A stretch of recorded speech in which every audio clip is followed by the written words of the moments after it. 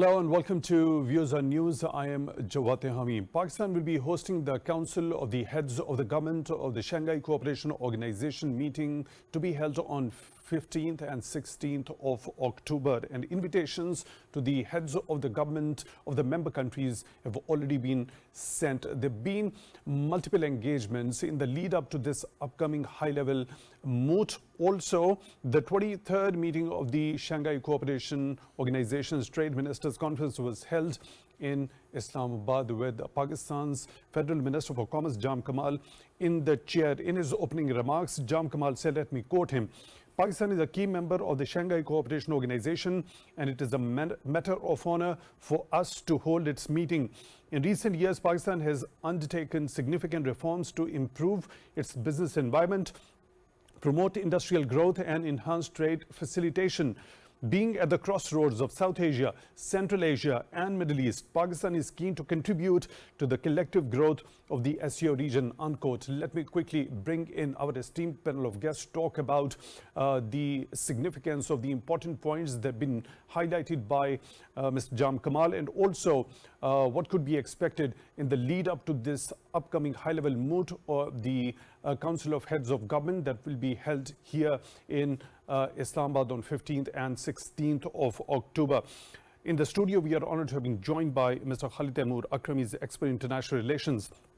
Mr. Akram, thank you very much for your time, for being with us on the show tonight. Really appreciate that. Mr. Akram, before we jump into discussing the details of today's address by Mr. Jam Kamal to this 23rd meeting of the SCO's Trade Ministers Conference, let's take a little bit of stock of the evolution of the Shanghai Cooperation Organization. First, starting with the Shanghai spirit. What should a common man understand from this Shanghai spirit? Yes, basically Shanghai spirit was started by China, and initially all the post-Soviet Central Asian countries were part of it, and then and initially this was established to counter the extremism and to counter the effects of the post-Soviet era in that region. But then subsequently Shanghai Cooperation Organization was established, and Pakistan and India became the formal members of this organization in 2017, and then the expansion continued, and then Iran also became the member, and now Belarus and many other countries are now aiming to become the members of the Shanghai Cooperation Organization.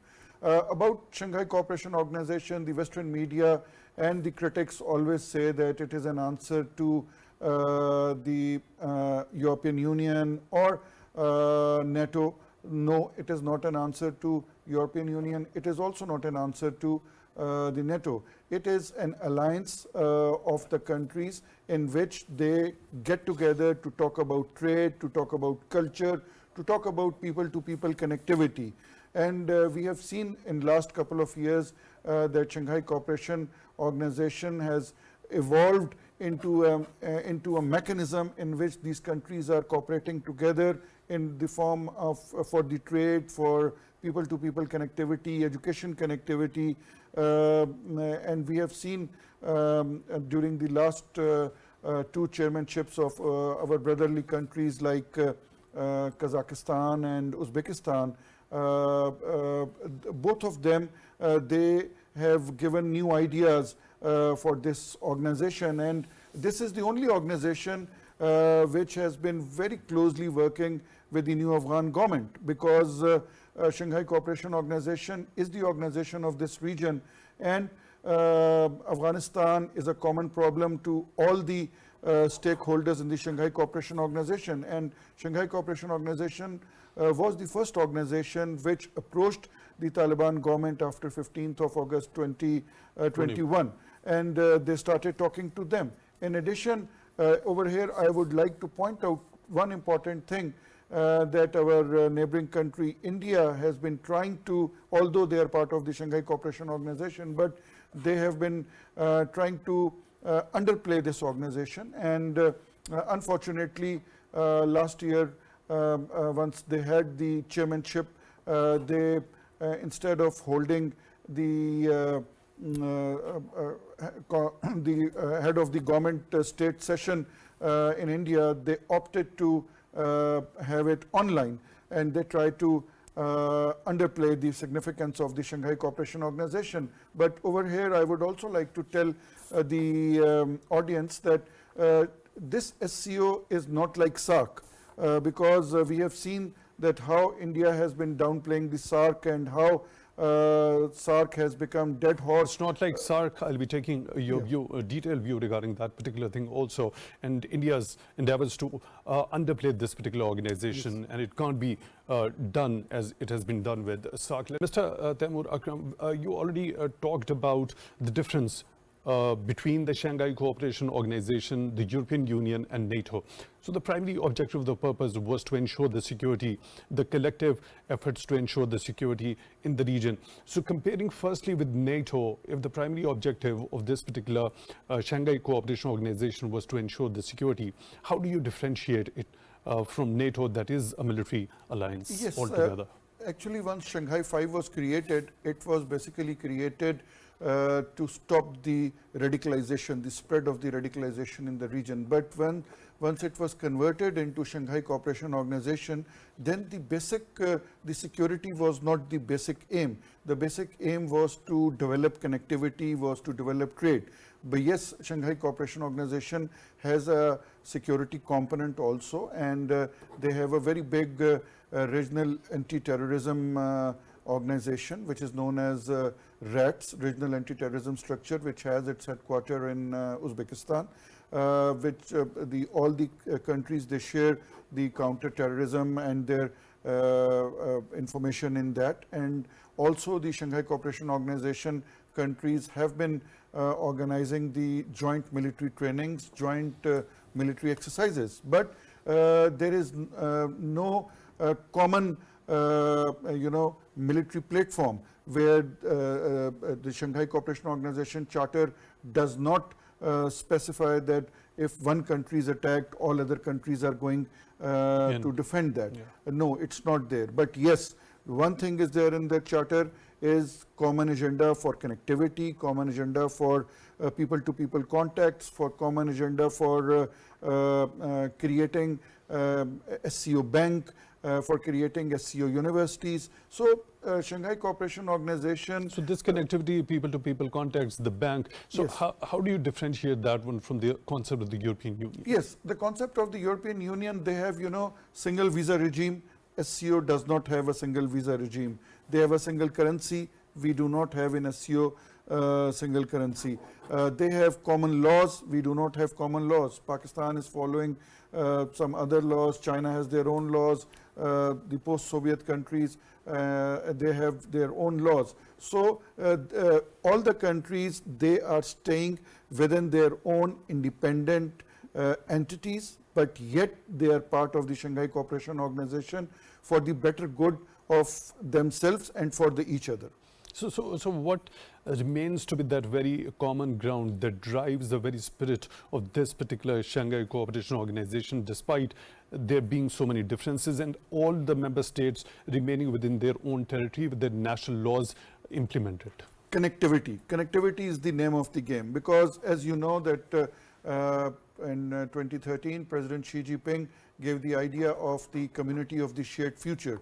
So if you go into the essence of the community of the shared future, it does not, it is not the Chinese colonization of the world, because it says that the communities should work together, they should work for the betterment of each other, but first they should work for the betterment of themselves.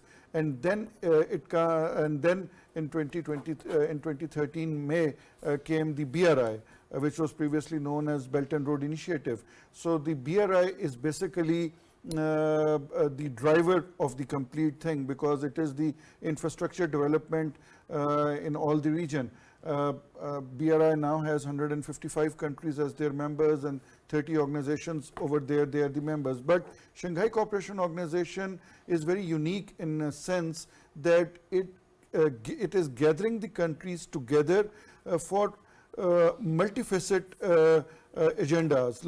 But the security is not at the top. Security is there, but at the top is the connectivity, the trade, and mostly people-to-people contact. Right. When we specifically talk about connectivity being at the very core of this idea of the shared community with the shared future. Now, when we talk about the strategic position of Pakistan, the geographical position of Pakistan, firstly, what I am curious to understand about it, the word or the term when you use the connectivity, do we understand the connectivity, geographic connectivity? Am I correct in understanding? No, it's geographic connectivity and connectivity within the region. You know, before this BRI, we used to use a terminology landlocked, but now when you go to Uzbekistan, when you go to Kazakhstan, they are not known as landlocked countries. They are now known as land-linked countries. So Pakistan's geographical position is very, very important, because now if they are land-linked countries, and so where they are linking to Pakistan, and subsequently they are linking to Indian Ocean through Pakistan. And recently I was in Uzbekistan, and over there I met with the experts, and they said now we feel that Indian Ocean has come to our borders, because now there is a trade route. Right now we have a trade route between Kazakhstan and Pakistan. We have a trade route between Tajikistan and Pakistan. So Pakistan's geographical position amplifies our role in the region. And the CPEC, Pakistan-China Economic Corridor, the name itself has the word corridor, means the road in it. And because of this road... Amplifies Pakistan's role. So I'll come back to you, Yes. take your understanding how Pakistan can actually leverage this particular amplified role, being that very corridor in this particular region. Let's, Akram, you already talk about India's intentions and role of perhaps trying to underplay this particular organization. Could that prove to be a stumbling block in the proper functioning or the benefits which are associated with the functioning of this organization, or not? As you already mentioned, that it's not like SAARC, and the way India did to SAARC, it's not going to happen in this particular case with the SCO. Yes, we need to first understand that what India wants.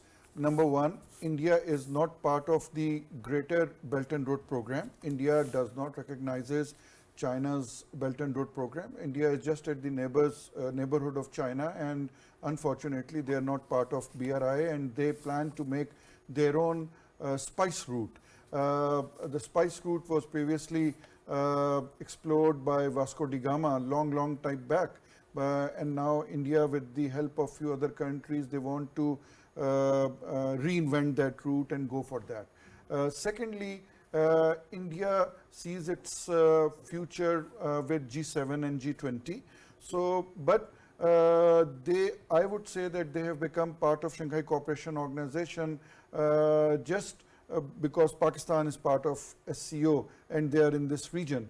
But other than this, all their affiliation and all their aims are not aligning with the SCO's aims. Yes, India is very closely collaborating with Central Asian countries. India is one of the major trading partners with bilateral trading partners with China also, yet they do not enjoy good border relations with China.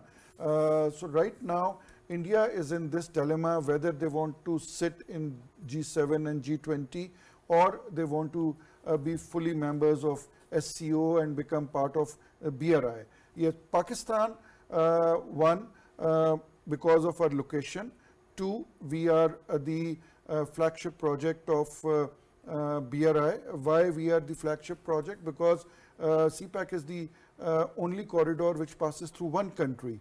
The other smaller corridor is China-Mongolia-Russia corridor, but again it's passing through two countries, and the other four corridors they pass through 12 or 13 or 14 countries. So Pakistan's significance in the region has increased due to CPEC, and very soon we are going to see that Pakistan will become the major trade route for these, not only for these Central Asian countries, but at the back end even Azerbaijan and even Russia is eyeing towards this route. And at the same time we have seen China has already started its sending its trade via Karakoram Highway to this route. So there is no comparison now between Pakistan and India on the trade routes, because as I have said, that India does not recognize BRI, and because of that they are left out of this regional connectivity which is being developed due to the infrastructure development of BRI. So India being the part of the Shanghai Cooperation Organization, as per your understanding, just for the sake of being the part of it, just because Pakistan is part of this regional forum and India is the part of this organization just for the sake of being there, it's not, and not having any... Yeah, Pakistan is not only the reason, because India is in the region and they know that Shanghai Cooperation Organization is a very, very important organization. But we have seen the chairmanship of India, that 1 year was a year in which India could have leveraged out of, they could have organized many, many meetings, they could have taken a step ahead with the member countries of... and they didn't do that. They didn't do that. So that was... So that is an indication that they are really not interested in... so if one country, being the member of the organization, is not interested, so isn't it going to have a detrimental effect on the overall functioning of that organization? Not in SCO. Not in SCO, because... How so? Because SCO is expanding very fast, and very soon, maybe another 5 or 6 years, we will see 40 or 50 countries joining SCO, because all the countries which are part of the BRI, they are aiming to join SCO. We have seen a Saudi request coming to join SCO. We have seen China extending a hand to UAE and asking them to, inviting them to join SCO. So you will see very soon that these countries will join SCO, and this SCO will move out of this Euro-Asian region, and maybe countries from Africa, maybe countries from Latin America tomorrow can join SCO, because SCO charter does not restrict that it has to be, that your country has to be part of this region. So as the SCO is expanding, you would see more and more countries joining in. So India, if they decide to play a quiet role in SCO, it will not affect in the expansion, it will not affect in the overall SCO charter. But yes, Pakistan can leverage a lot from SCO, and which we are, and today we have seen the trade ministers of all the countries coming together in Pakistan, and Pakistan government presenting them the Pakistani corridor so that they can leverage out of it. And I was watching the interviews of various delegates who had come over here. They are really excited to use this route for their trade. Right, Akram, the upcoming high-level moot, expectations regarding Pakistan getting that opportunity, how could Pakistan capitalize over that? Yes, I'm sure that Pakistan government has prepared very well for that, and we must showcase the infrastructure which we have developed, because all the head of the governments will be coming for this on 15th and 16th of October. So one, the government must showcase the infrastructure which has been developed, the ease of business policies which Pakistan government is already undertaking and which they plan to undertake in times to come more. And thirdly is the, as you know, that we have also eased our visa regime also. So all these things combined will, Pakistan government will be able to put across a good package for these countries. Right. Studio, we were joined by Mr. Khalid Taimur Akram, expert in international relations. Mr. Akram, thank you very much for your time, also for being with us on the show tonight. Really appreciate that. With that, we come to the end of today's episode. Till the next one, take good care of yourselves.